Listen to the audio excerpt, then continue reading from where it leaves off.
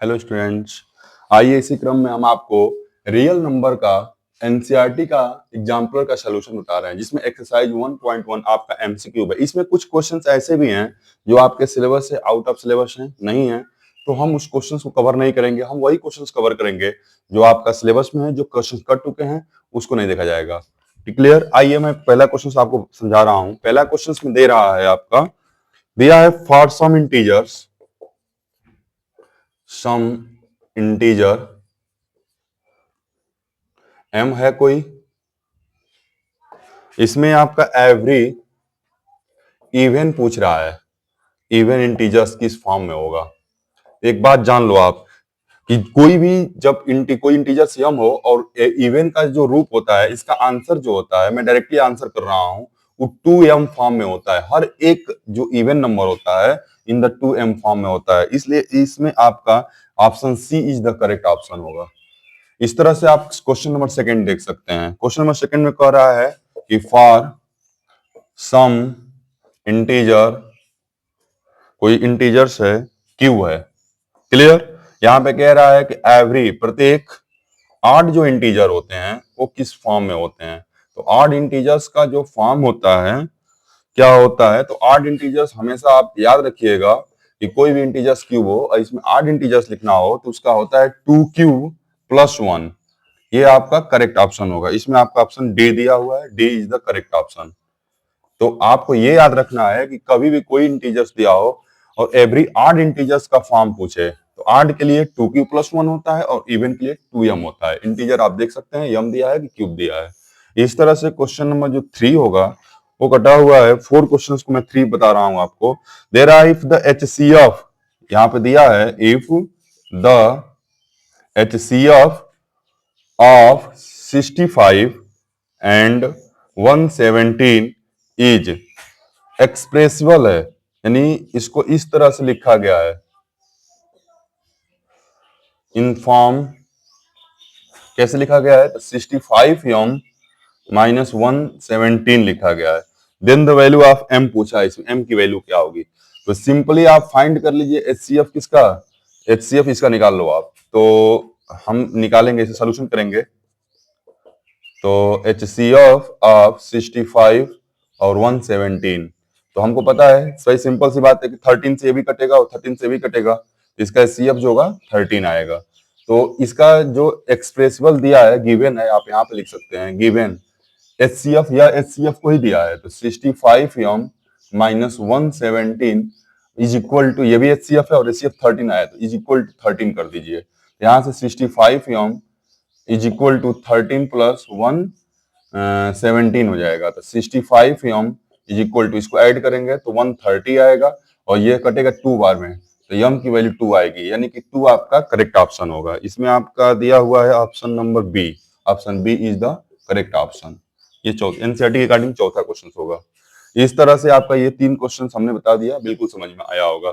आइए please pause the video and note it down. आइए आपको इसी क्रम में हम अगला क्वेश्चन करते हैं हम लोग।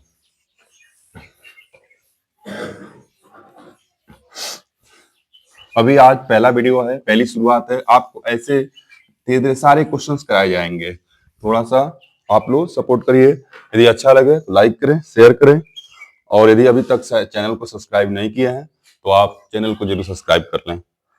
क्वेश्चन नंबर 5, क्वेश्चन नंबर 5 में दे रहा है कि the largest number which divide 70 and 125 leaving remainder 5 and 8 respectively. बड़ा संख्या पूछा है, यहां से बहुत ध्यान से समझेंगे। पांचवा क्वेश्चन जो है दे रहा है कि द लार्जेस्ट नंबर, यहां पे पूछ रहा है largest number, largest number which divide हो रहा है, वो बड़ी संख्या जो डिवाइड्स कर रही है 70 को, और नंबर क्या दिया है 70 एंड, मैं क्वेश्चन 60 में ही लिख रहा हूं। क्वेश्चन आप एनसीईआरटी एग्जांपल से देख लेंगे, क्वेश्चन वहां से बुक्स आप देख सकते हैं।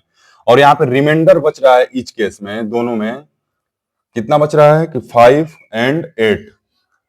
तो आपका पूछा है को संख्या क्या हो सकती है। तो सबसे पहले आप क्या करो कि 70 में से आप 5 को माइनस कर दो, जो रिमाइंडर उसको माइनस करो तो 65 आएगा। और फिर आप 125 में से 8 को माइनस करो, तो 8 यदि हम माइनस करते हैं तो 117 आएगा। यहां से माइनस करेंगे, हाँ 117 आएगा। और लार्जेस्ट जहां भी पूछता है तो क्लियर है कि HCF निकालना है, बड़ी संख्या निकालनी है, 65 की और 117 की HCF निकाल दीजिए। तो इसका HCF निकाला जाए तो सब 13 आएगा, यानी कि इसका ये देखो MCQ होता है तो बहुत ज्यादा सॉल्व करने की जरूरत नहीं होती है, हमको डायरेक्टली आंसर पे पहुंचने का प्रयास करते हैं।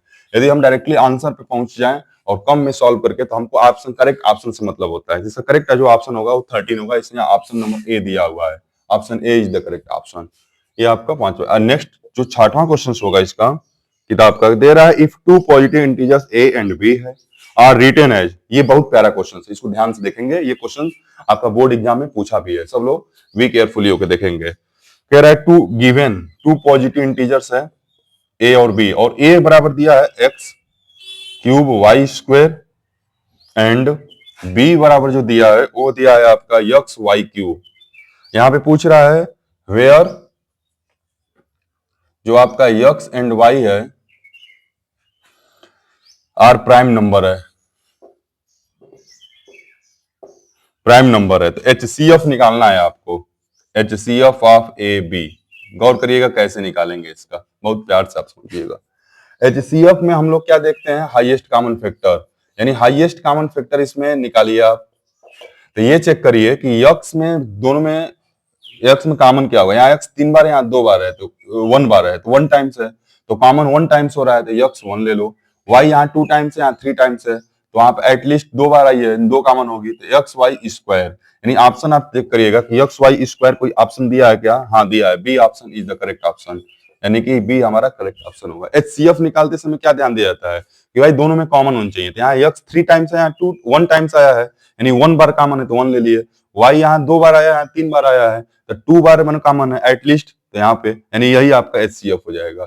यदि इसका मैं एक और क्वेश्चन वो कर देता हूँ, इसी का LCM निकालना हो, मैं थोड़ा सा इस क्वेश्चन में LCM पूछ दे क्वेश्चन में कहीं आपका AB का, तब क्या आप देखोगे। तो LCM में हम लोग देखते हैं मैक्सिमम, मतलब एक्स यहाँ 3 टाइम्स आया है और यहाँ 1 टाइम्स, तो एक्स 3 टाइम्स यहाँ लिखो, वाई यहाँ 2 टाइम्स है, यहाँ 3 टाइम्स है, तो 3 टाइम्स लिखो, यानी यह इसका LCM होगा। तो LCM पूछे तो ऐसे निकालेंगे, इस तरह के क्वेश्चन आए तो, और HCF पूछे तो ऐसे निकालते हैं, इस तरह क्वेश्चन बोर्ड में पूछे जाते हैं। ये सारे आपको 6 क्वेश्चन कराए गए हैं, और भी क्वेश्चन आपको अगले पार्ट में लेके आएंगे। Thank you.